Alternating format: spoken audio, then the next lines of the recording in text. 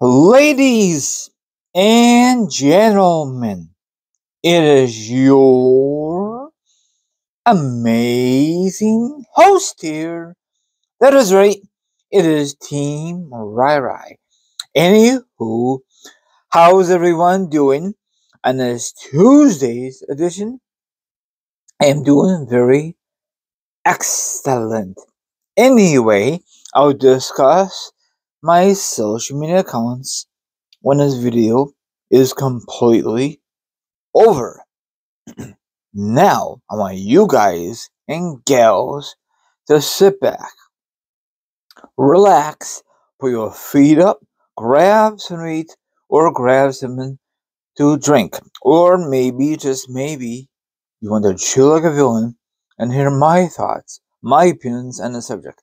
And of course, the link will be down below, or the article will be down below. It will be strictly an article. Okay, now listen to this. I'm going to discuss this very, very carefully. Not word for word, I'm just going to skip some things, so bear with me with my trusty laptop.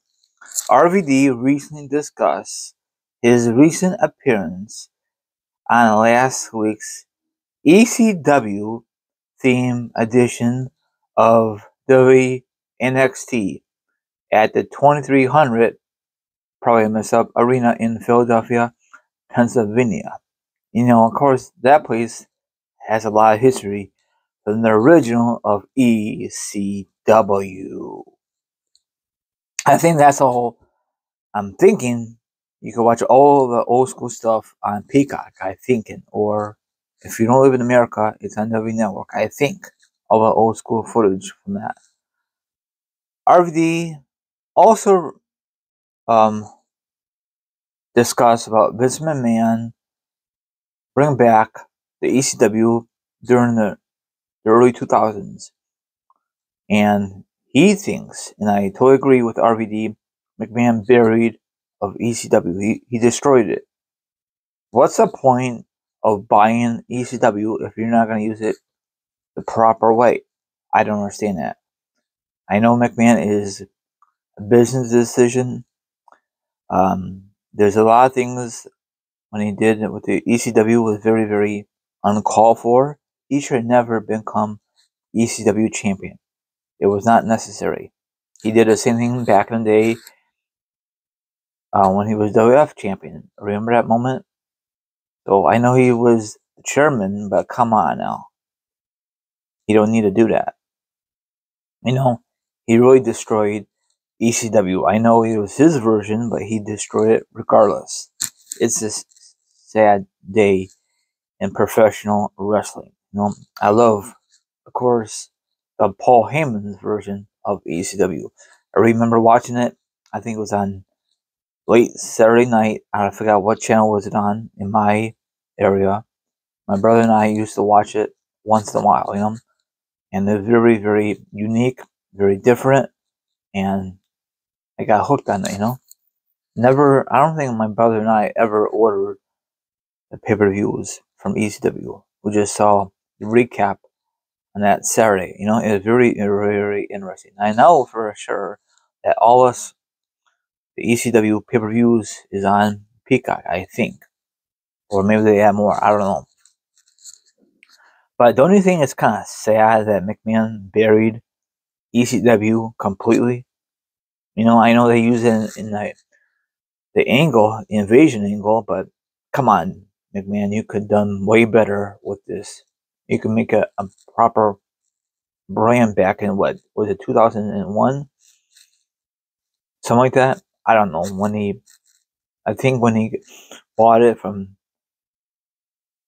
Paul Heyman, and then he got of ECW, and it was very unique, but of course he ruined it because he just wants the money, you know.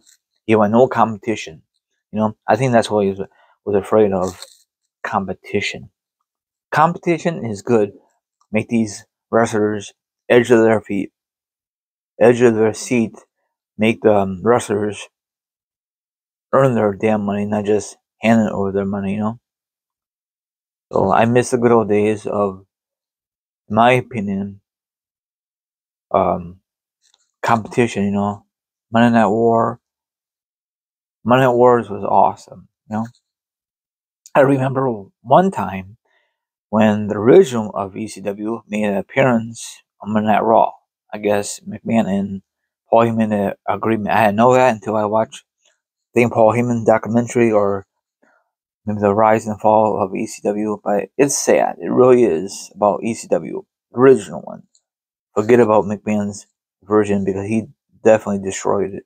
You know, the only thing that came out of it good was the RVD and Hardcore Harley match, and I think the one channel, I think on Tuesday nights, that was an epic match.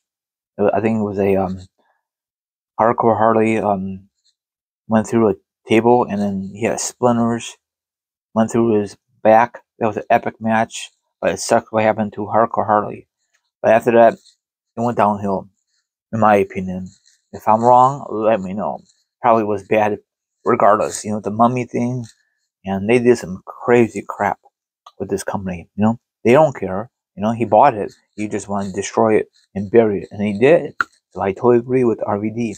You know, so now I know last week was they did a, you know, the 2300, you know, in Philadelphia, Pennsylvania, former home of ECW. A lot of people are bent out of shape because I understand we don't have a lot of originals there, like Sandman, and I forget who else is there. Maybe because they have other contracts with a lot of other wrestling companies. I don't know. It's sad. Maybe they'll go there again. Maybe not. It'd be nice if they could host a pay-per-view there, or PLE, you know, on the main roster instead of just NXT. So they're just my idea. Now find me Instagram, Twitch, Twitter, TikTok. All my social media accounts will be down below. Now, of course, if you might be a part of my show, that'd be delightful. If not, don't worry about it. And I'll see you guys tonight. Probably the reason they won't go back to Philadelphia to host like an ECW kind of event, or a WWE PLE, because this company now, they want to go to a big arena, like a football arena. So they might do it for another special event in the future. That's all I have to say, and I'll talk to you tonight. Adios. Thanks for watching.